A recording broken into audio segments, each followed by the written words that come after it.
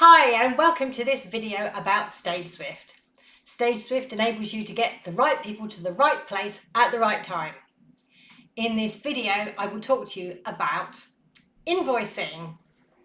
So if we look on this project here, we go down to the dashboard and choose invoices.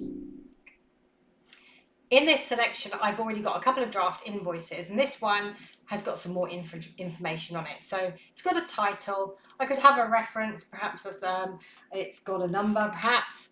It's got the invoice date, the term, so how many days they have to pay it by. So it's 30 days, so they need to pay by the 1st of October.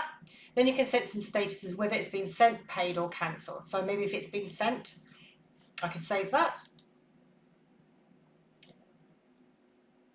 Oh, it needs a date that we've sent. Let's say it's sent today. I'll save it. Okay, so now you can see the status has changed to sent over there, and it's got connected to a booking called the Bear Pit 2025. Now that's really useful because it means when you create these lines, they're created really easily. So because we've got this Bear Pit booking, we can add events quite easily. So I'll just show you that because it's really neat. So we've got a list of things that are select part of this booking. So we've added these in. So you could actually say, right, okay, I want to invoice for the opening night as well. So I'm going to click on that and update that. And I can call this revenue as well. And I'm going to call that, I say that's 220 as well. So that's, there we go. And it's updated the invoice total. If I want to create a new invoice, I'm going to try another one. So I'm going to have Fringe 2025, create the invoice, and then I'm going to select it. It's got a reference, so I'm going to call it 123 because I can't think of a better one. I'm going to change the term days to 20 days, and you can see the due date changed automatically.